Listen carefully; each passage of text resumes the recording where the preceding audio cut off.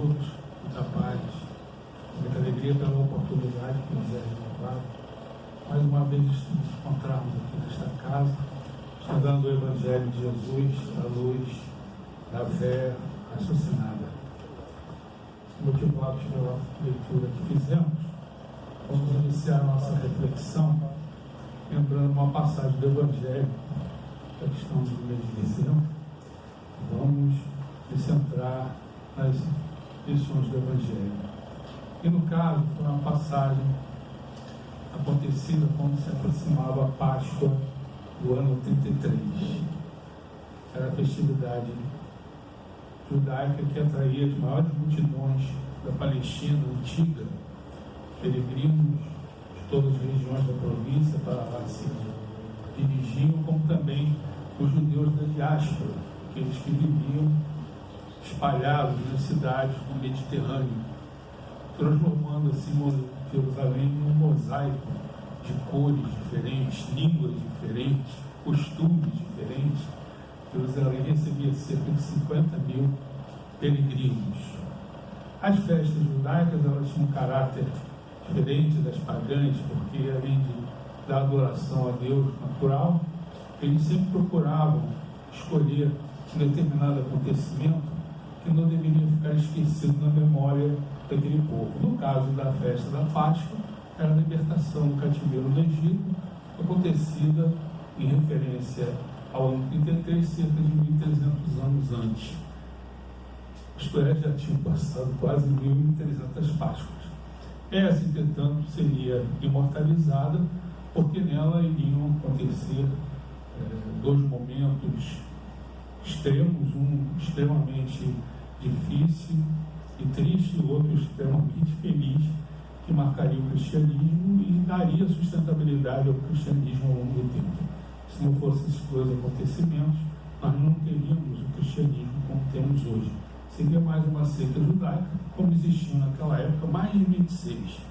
Seria absorvido pelas tradições antigas, bastante antigas do judaísmo, que foi justamente a crucificação e a ressurreição de Jesus. Os próprios romanos, destacados a serviço do Império, também para lá se dirigiam. E foi, além dessa imortalização, ou essa imortalidade, como melhor falando, desse acontecimento, essa Páscoa verdadeiramente foi diferente. E quem logo se apercebeu disso foi o governador da Judéia, Pôncio Pilatos, porque ele normalmente ficava na sede romana da Judéia, que era a Cesareia Marítima. É melhor ficar na praia do que no deserto, lá entre montanhas áridas, né?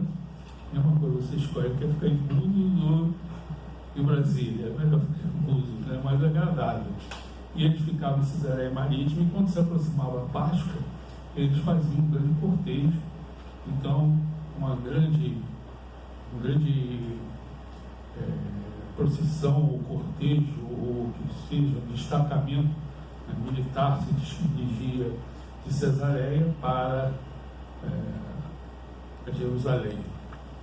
Pilatos provavelmente já tinha feito cerca de 6 desses deslocamentos, porque ele assumira essa posição no ano 26, estamos no ano 33, então eles já fizeram esse percurso algumas vezes, e sempre quando ele chegava em Jerusalém, ele era recebido pelos populares. Tinha muitos populares que ficavam intrigados ou interessados naquele cortejo grande, com cavalos de raça, flâmulas, bandeiras, tambores, enfim, soldados. Isso, embora os romanos fossem dominantes, isso sempre atraía a multidão. E Pilatos, ele entrava pelo principal portão de Jerusalém, que era o portão de Damasco, que ficava na região norte de Jerusalém. Jerusalém naquela época tinha 12 portões, hoje restam apenas 8 de muros de Jerusalém. E ele, ao adentrar, ele deve ter se apercebido que naquela Páscoa não tinha povo. Onde é que estava o povo que normalmente se se acotovelava para ver aquele desfile, quase poderíamos falar assim, aquele desfile militar. Não tinha ninguém. E por quê? Porque no Porta Leste, foi no domingo, na Porta Leste de Jerusalém, conhecida como o Portão Dourado, hoje é um portão selado, vocês entrarem na internet, vocês vão ver, ele foi selado no século XVI, por um sultão muçulmano. Na época Jerusalém era dominada pelos muçulmanos, e ele resolveu reconstruir e reparar aquele muro antiquíssimo, e ele soube pelos seus auxiliares que aquele portão dourado, que ficava em frente ao Monte das Oliveiras, estava vinculado a profecias judaicas e cristãs da segunda vinda do Messias. Então ele teve a ideia, se eu selar, quando o Messias chegar, ele não vai poder ter o sentido lógico e simplista desse sultão. E ainda está selado. Se vocês entrarem também lá na internet, no Portão Dourado, onde ele está selado. Mas naquele portão entrava uma delegação humilde, muito mais simples, sem cavalos de raça, composta dessa delegação por um homem, que era Jesus montado no jumentinho. Lá se encontrava toda a população, com muita alegria, recebendo Jesus, espalhando palmas verdes perfumadas na sua passagem, gritando de alegria. E nós podemos perguntar por que razão dessa alegria. Ora, Jesus já estivera em Jerusalém cerca de 4 meses antes, todas normalmente festividades judaicas. Ele já havia curado, por exemplo, o cego da piscina de Siloé, o paralítico da piscina de Betesda, mas ele era lembrado mesmo porque ele havia expulsado os vendedores do templo. Então o pessoal já ficava bastante preocupado, mas para lá do templo tinha aquele comércio que existe até hoje, das coisas nos lugares sagrados, um comércio enorme, e ele saiu ali como tirando e expulsando aqueles vendedores. Por essa razão ele era mais lembrado. Mas evidentemente isso não justificava todo aquele acúmulo de pessoas. E certamente o que levou e motivou essas pessoas a comparecerem no domingo de Ramos, a entrada de Jesus em Jerusalém, foi que, cerca de 3 semanas antes, ele havia ressuscitado a Lázaro, um morto de 4 dias. Foi um impacto enorme. Lázaro morava em Betânia com Marta e Maria e suas irmãs. Seus pais provavelmente estavam desencarnados. Betânia estava em 2 horas de Jerusalém. E esse acontecimento, essa ressurreição, trouxe um impacto tão grande que o Conselho de Sinédrio, o Sinédrio é um conselhão, ele tinha 71 sumos sacerdotes, mas você reunir 71 é a mesma dificuldade que nós temos de reunir o nosso congresso. Não pode reunir segunda, sexta-feira, aquela coisa, né? Quórum, e você às vezes demandava uma atuação urgente, e essa era uma atuação urgente, como eles tinham um pequeno grupo, o Conselho de Sinédrio se reunia para tomar a decisão. E eles tomaram a decisão de, assim que possível, Jesus deveria ser morto. Vejam como foi importante essa passagem de Lázaro, que foi verdadeiramente impressionante. Lázaro estava enterrado há 4 dias. Esse impacto da ressurreição de Lázaro em Jerusalém também aconteceu quando eles estiveram no ministério da Galileia, lá ao norte, onde ele passou quase 2/3 do seu ministério público. E essa foi a 3ª ressurreição. As da Galileia, que também tiveram impacto muito, muito grande, a primeira foi justamente uma menina de 12 anos, filha de Jairo, que era o chefe da sinagoga de Cafarnaum. Isso bem ao início do ministério público de Jesus. A filha de Jairo ficou muito doente, ele ficou desesperado, e aí soube daquele curador e resolveram ir atrás dele para que ele pudesse trazer a saúde para sua filha. E deu sorte, porque até Jesus se encontrava em Cafarnaum. E sabemos que Jesus era um mestre andarilho, estava sempre andando, né, para cima e para baixo, e nesse momento ele se encontrava lá. Ele até acabara de chegar em uma região chamada Decápolis, onde havia expulsado uma legião de espíritos que atormentava o homem, Gadara, o famoso obsidiado gadareno. E então Jairo achou que tudo ia se resolver. Claro que da intenção a chegar junto a Jesus vai uma distância grande. Por exemplo, alguém quer conversar com o Divaldo, franco o olho aqui, né? Uma coisa é você querer, a outra é você ir até lá, até falar com ele vai demorar um tempão, porque você tem muitas pessoas à volta, né, que criam até uma barreira protetora para que ele não seja exposto, né, a toda aquela demanda. E Jairo então se aproximou de Jesus, ficou até impressionado, que ele observou que aconteceu o seguinte: estava aquela multidão junto ao mestre, e aí uma mulher, né, colocou a mão, né, entre as pessoas e agarrou o seu manto, e ela então anunciou que ela estava curada, ela estava doente há mais de 10 anos. E no mesmo momento Jesus até fez uma pergunta, né, quem que me tocou? Aí Pedro, que era meio abusado, mestre, nessa rua que nós estamos aqui, cheio de pessoas à sua volta, você perguntar quem lhe tocou, parece até incoerente, mas o mestre afirmou: alguém me tocou de uma maneira especial. Foi essa mulher, uma cura que eu acho assim muito bonita, né? Impressionante. Isso trouxe um bom ânimo para Jairo. E aí, quando Jairo se aproximou, fez o pedido, o mestre concordou e começaram então a se encaminhar para a casa do chefe da sinagoga. E quando estavam se aproximando, uma delegação de servos de Jairo, essa delegação trouxe uma notícia muito triste, que a filhinha dele havia desencarnado. Ele entrou em desequilíbrio, evidentemente, uma menina de 12 anos, e Jesus então procurou lhe tranquilizar: tenha fé, crê somente. E isso trouxe de volta equilíbrio para Jairo. E eles começaram então a se direcionar e se encaminhar para a casa do chefe da sinagoga. Ao se aproximarem, já ouviram um cântico, uma daquelas carpideiras, né? Eram mulheres profissionais que ficavam chorando e rezando profissionalmente, elas recebiam para isso. E quando Jesus entrou naquela casa, procurou tranquilizar as pessoas: fiquem calmos, essa menina vai ser despertada.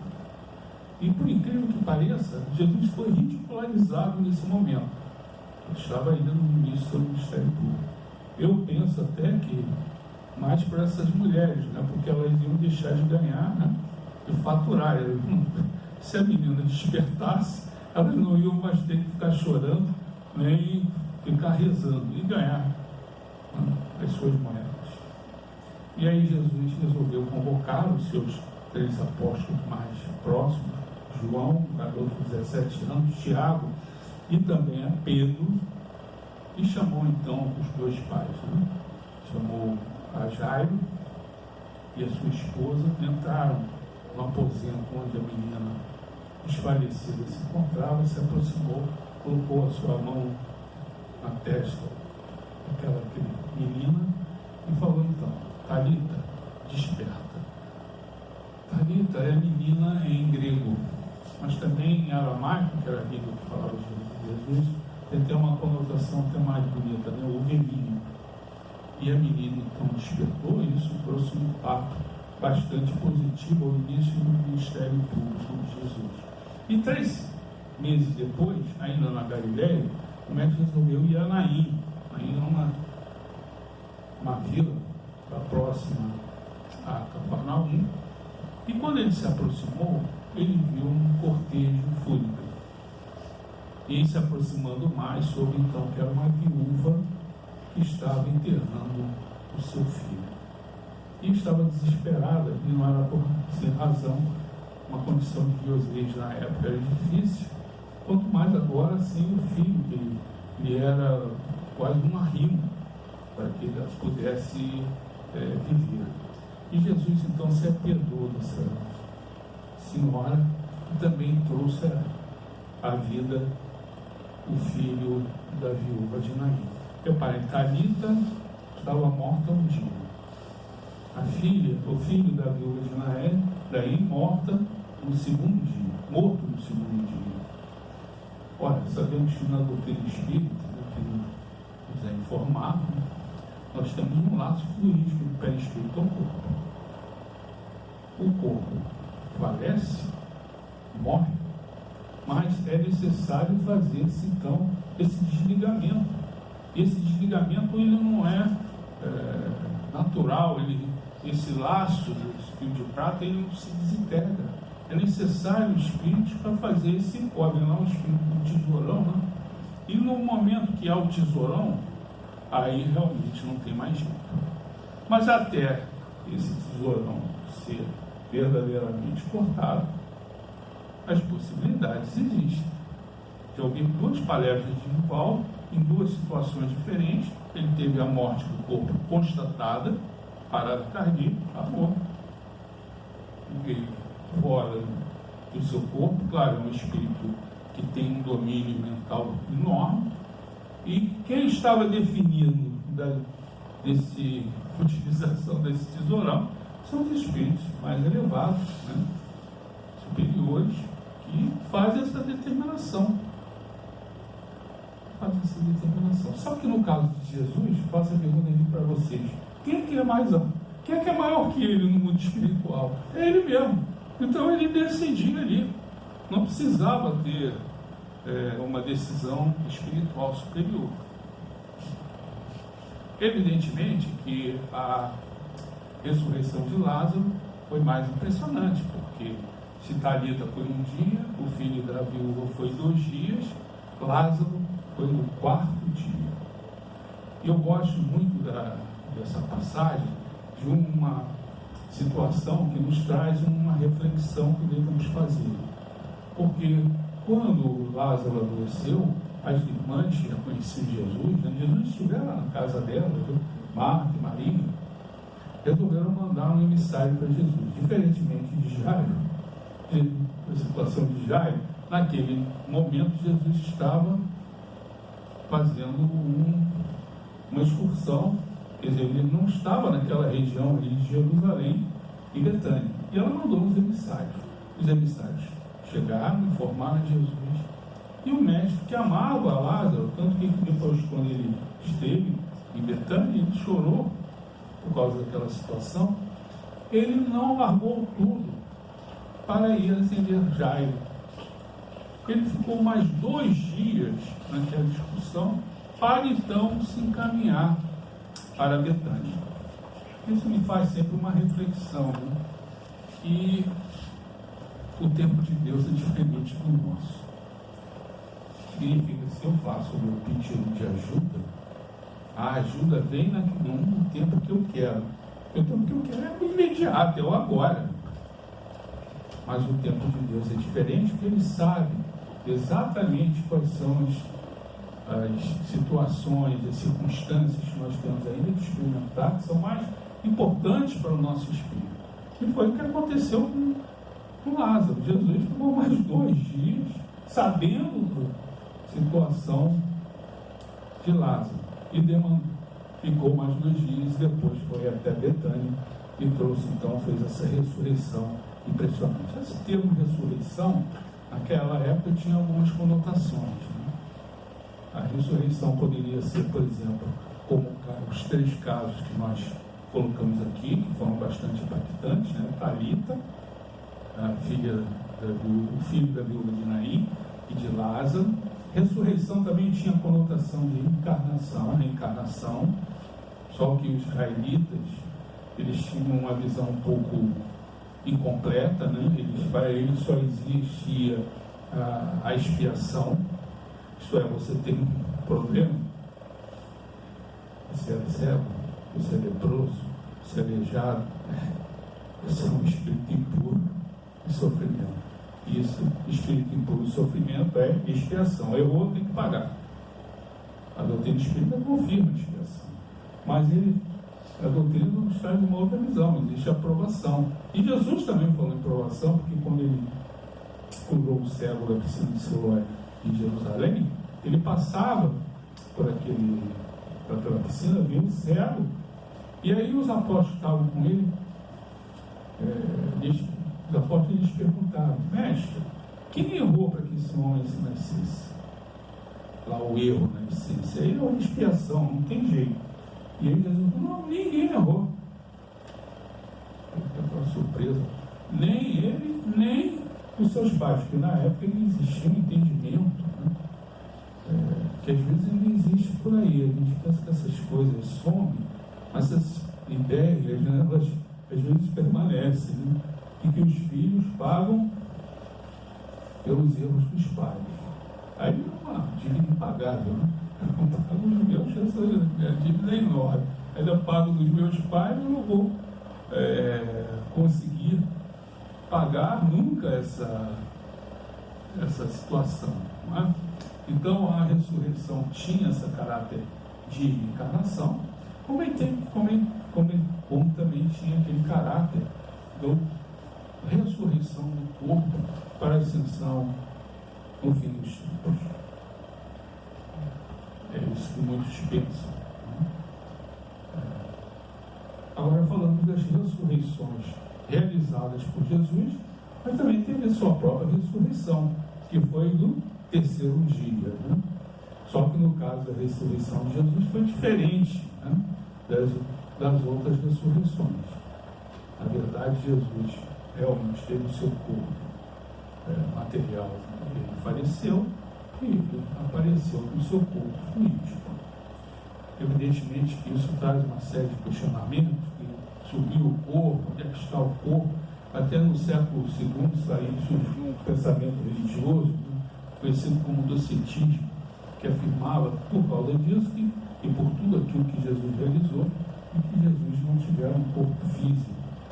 A maioria desses docetistas reencarnaram na doutrina espírita posteriormente. Muitos entendem, né, que Jesus não teve um corpo material. Isso não é importante, um detalhe, mas sempre eu, como Kardec e outros, seguimos Kardec, entendemos que Jesus realmente teve um corpo material que é diferente do seu corpo fluídico. Esse acontecimento, como eu lhes falei, foi fundamental para o cristianismo. Se não tivesse acontecido a ressurreição, não teríamos cristianismo. Era aquilo que foi um catalisador.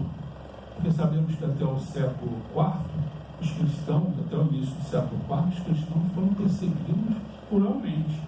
Então, como é que aquelas criaturas podiam enfrentar a morte se elas não tivessem a certeza de que a vida continuava? Ninguém ia enfrentar a morte se não tivesse essa certeza.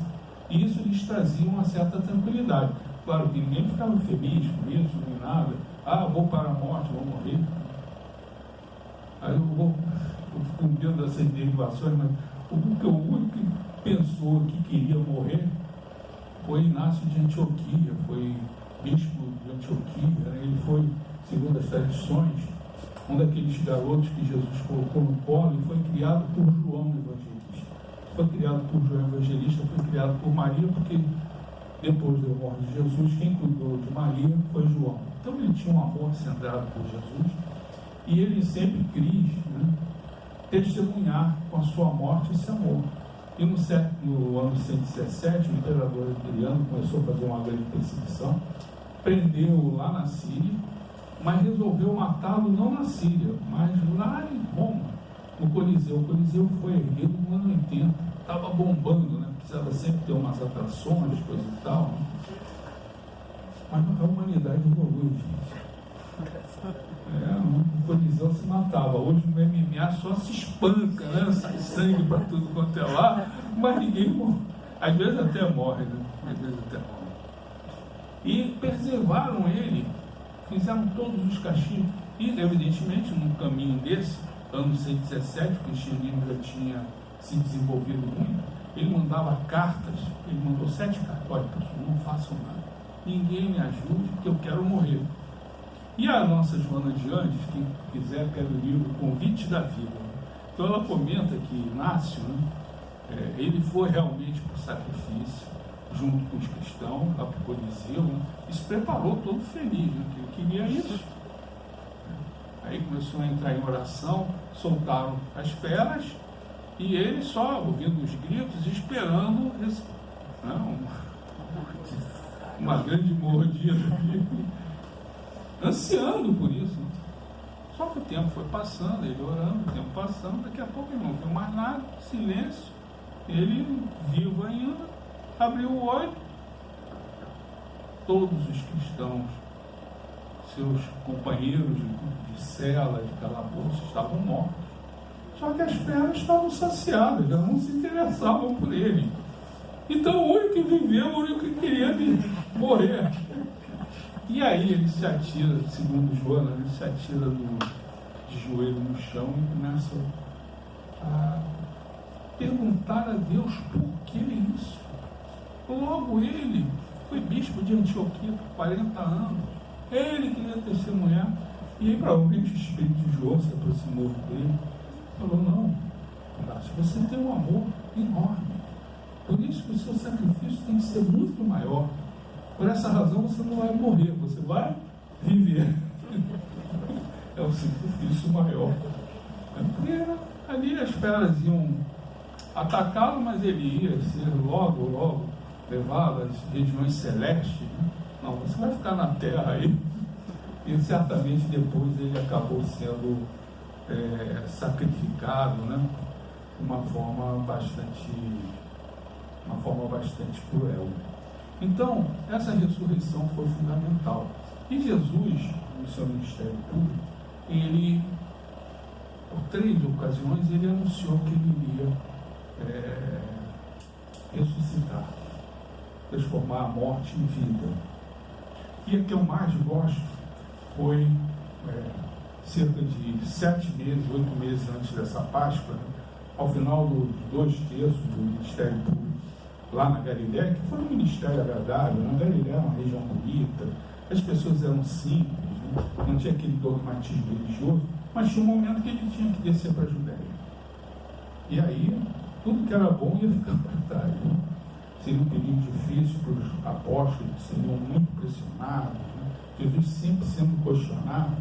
Mas antes de descer para a Judéia, ele resolveu visitar 3 regiões não israelitas em torno da Galiléia, como que fazer a última semeadura. Primeiro ele foi lá para a região de Tiro e Sidon, que eram 2 cidades que estavam 30 quilômetros ali no Mediterrâneo. Depois ele desceu, foi para a região sudeste do lago de Genezaré, que é um lago enorme. Lá fica aquela região de Decápolis, fica aquela região de 10 cidades não israelitas. Gadara, o obsediado gadareno, era uma dessas cidades, e dizem os evangelhos que Jesus ficou ali pregando, e teve um momento que ele estava com cerca de 4.000 pessoas pagãs, na sua totalidade, e aí Jesus observou que era necessária comida. E aí ele resolveu fazer a segunda multiplicação do pão e peixe. A primeira acontecera na região de Cafarnaum, e a maioria do público ali, eram 5.000 pessoas, eram israelitas. Nessa região eram não israelitas. E Jesus fez a famosa pergunta, quantos pães tens? E apresentaram para ele 7 pãezinhos. Tem um simbolismo isso, Nós sempre temos que ter algum pãozinho, gente. Tem um pãozinho da humildade, pãozinho da caridade, pãozinho da misericórdia. Não precisa ser misnaga, pode ser porque Jesus irá multiplicar isso. Nós sabemos disso. Todo trabalho no bem, mas tem que ter um trabalho. Porque você vai multiplicar 0, não tivesse pão algum, qualquer coisa por 0 é 0. E aí Jesus fez isso, e aí já existiam alguns sacerdotes que já o acompanhavam, era como se fossem espiões de cinema, e chegaram para ele e fizeram algum pedido inusitado. Nos mostra outro sinal Qual o sinal de que ele é o Messias? Né? Embora Jesus nunca tenha afirmado que ele era o Messias. E aí Jesus pensou, né? Multipliquei 4 alimento para 4.000 pessoas. Ainda sobrou. Eles ainda querem algum sinal. E aí Jesus traz uma frase que eu acho assim, aí é por gosto mesmo, dizendo, olha, vocês só vão ter o sinal de Jonas. Está no Evangelho. Quem é Jonas? Jonas é aquele profeta do Velho Testamento, né? E um dia Deus chegou para ele e falou, ó, vá para Nínive pregar. Aí ele começou a tremer. Nínive, capital dos assírios eram terríveis, ignorantes, maus, e Deus está me mandando lá para a capital deles fazer essa pregação. E aí, o que fez Jonas? Falou para Deus que sim, mas dentro dele, não vou, né? E sempre é um problema, né? Sempre que nós nos comprometemos com alguma coisa e não fazemos, sabemos que o resultado não é bom. E Jonas então foi até Jope e resolveu pegar um navio que ia para a direção oposta a Nínive. Ele entrou no navio, o navio zarpou, começou a se ingrar no mar, e aí veio aquela tempestade enorme, né? Quase afundando a embarcação. E aí nessa situação o capitão fez aquilo que qualquer ser humano faz quando tem um problema, né? Quem é o culpado? Né? Isso é a nossa prática, né? Quem é o culpado? Eu vi uma vez eu vi essa apresentação da Miquink, que é um grande velejador, né? Atravessou o oceano lá remo, depois foi lá para a Antártida com um veleiro sozinho. Aí perguntaram para ele da plateia, qual foi a maior dificuldade que você enfrentou? Ele respondeu na lata, não tinha ninguém em quem botar a culpa. A culpa era sempre minha. Eu vou botar a culpa no pinguim? Então, se eu subo num mastro e esqueço uma ferramenta, a culpa é minha. E você não tendo alguém para fazer essa transferência, é muito difícil, né? Nós sempre colocamos a culpa no próximo, né? Então, e esse comandante, esse capitão foi atrás, viu lá Jonas, perguntou para ele, Jonas contou-lhe a sua história, e aí ele encontrou o culpado, jogou Jonas no mar, a tempestade segunda vez amainou, e aí uma baleia dele engoliu a Jonas, foi levá-lo lá para ele, e ele ficou 3 dias e 2 noites naquela escuridão. A mesma coisa da ressurreição de Jesus, né? 3 dias e 2 noites. E foi que Jesus falou, vocês só terão o sinal de Jonas, que foi o sinal que aconteceu da sua ressurreição. E é sempre isso que acontece conosco, né? Quando nós não fazemos aquilo que Deus manda, né? Porque só o que acontece no mundo é aquilo que Deus quer ou aquilo que Deus permite. É o que Deus quer ou o que Deus permite. Se nós não fazemos, vamos ficar que nem o jogo, né? Depois ele deve ter ido para mim quando está lá no quarto escuro, né? Mas sempre você acaba sendo você nascendo de novo, né? Como Jonas foi levado lá para ele. É interessante que eu falei que Jesus teve 3 regiões, né? Eu citei 2. Na terceira ele foi a Cesareia Marítima, que era uma região não israelita também, ficava ao pé do Monte Hermon. Ali se encontram as nascentes do Rio Jordão. Aí nós vamos entender por que são as colinas de Golã. Por que Israel não abre mão, conquistou e não abre mão daquelas colinas? Porque eles são as nascentes de um rio que é fundamental para eles. E se você cortar aquelas nascentes, né, você vai ter um impacto enorme. E nesse caminho, então, Jesus foi questionado, recebeu uma série de companheiros que se agregaram a ele, de saída de Júlia, né, que era uma cidade ao meio do caminho, Quando esse pessoal soube da presença de Jesus, né? A essa época já tinha uma fama de curador, né? Vamos ver se esse homem é um curador bom mesmo. Levaram para ele um homem cego, Jesus curou. Aí, mestre, olha, tem muitos lá na cidade, pode entrar lá, porque é assim de doente. Não, mas Jesus tinha que seguir para Cesareia Marítima, Cesareia de Filipe.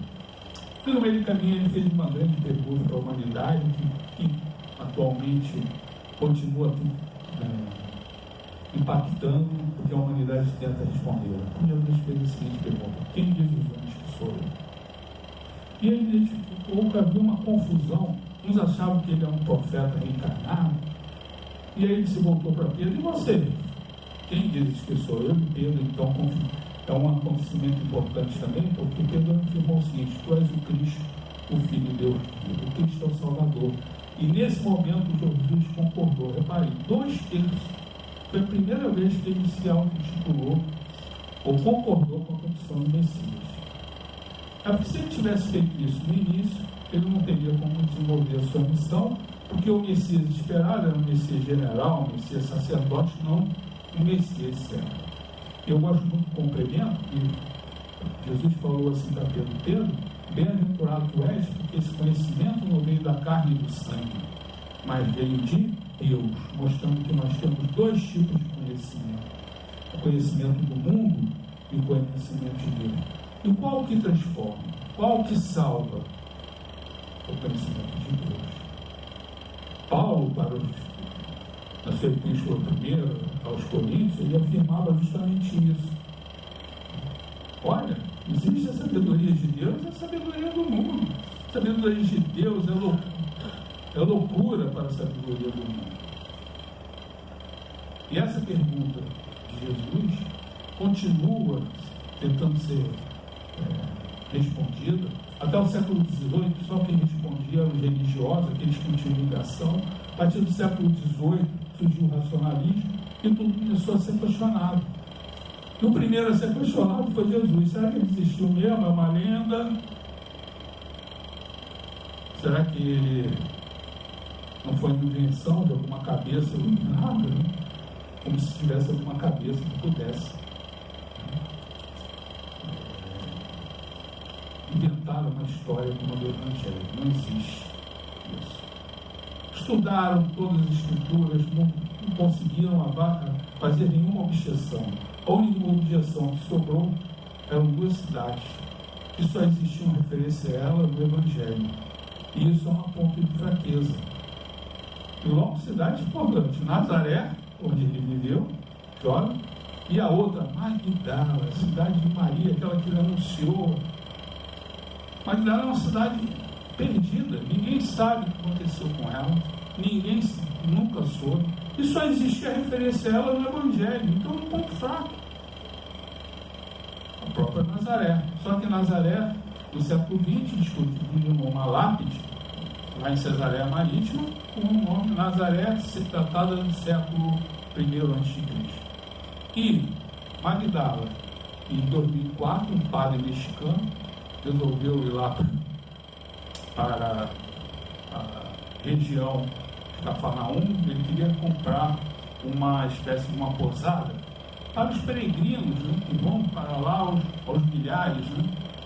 E aí arrumou um Black Friday lá de uma posada de segunda mão, né, baratinha. Ele comprou, reformou, e aí ele teve a ideia, igual dessas ideias, né, fazer ao lado um anexo onde as pessoas puderem fazer as suas orações. Começou a fazer escavações, deu uma ruína. Descobriu a cidade de Magdala. E depois descobriram a sinagoga de Magdala.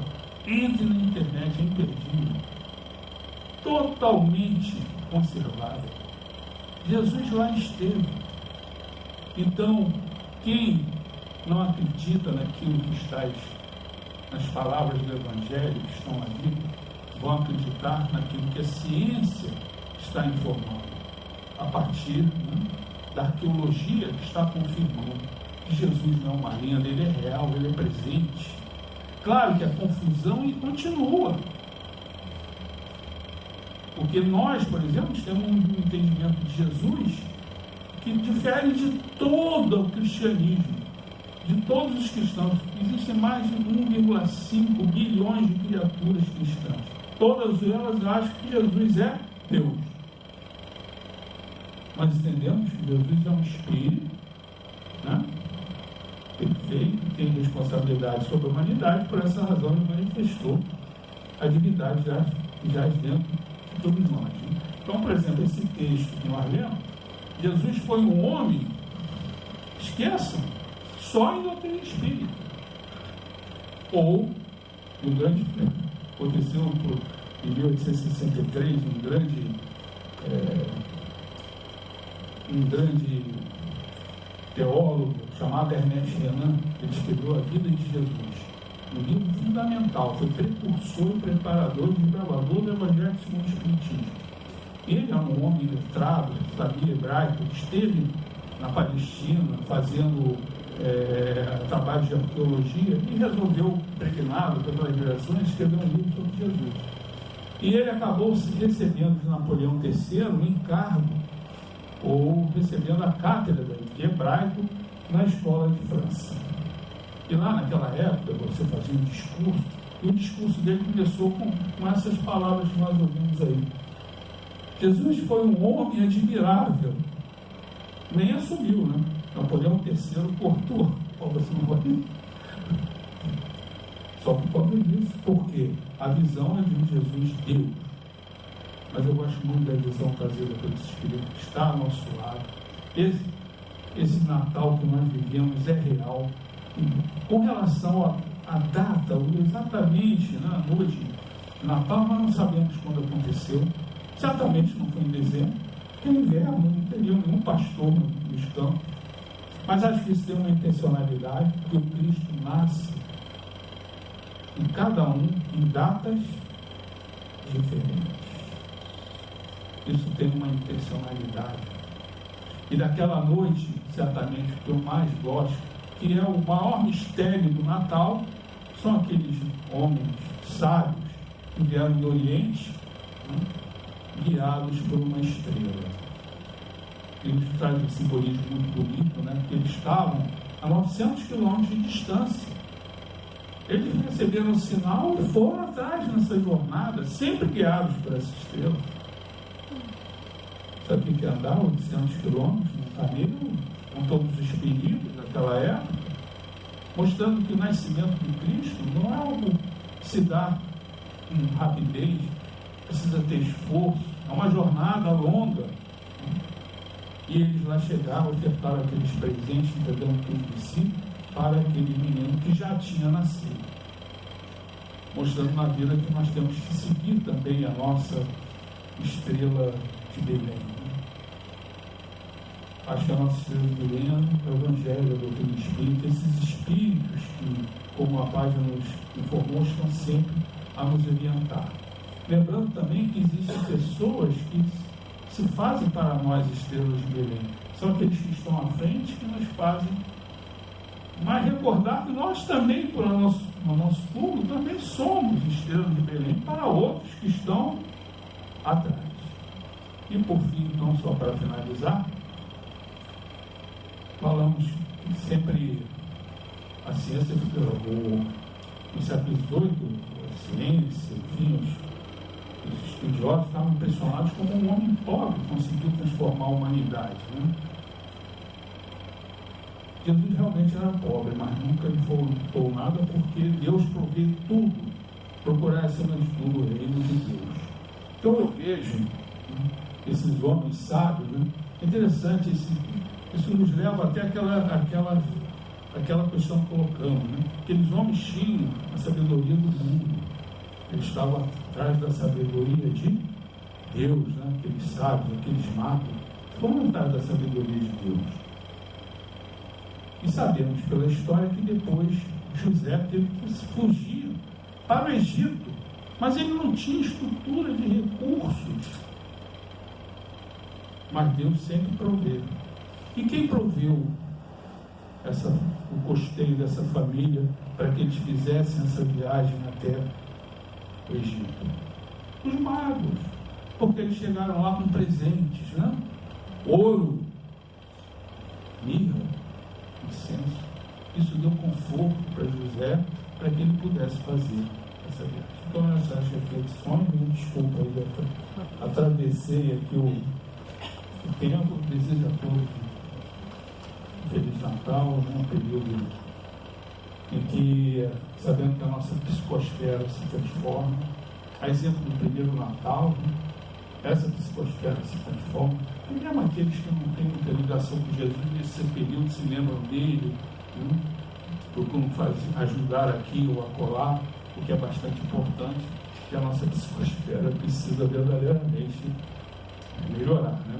Sabemos das dificuldades, das tempestades que estamos experimentando, mas, pelo que nos informou a página, estamos sempre ajudados nessa travessia, né? Então, muita paz a todos.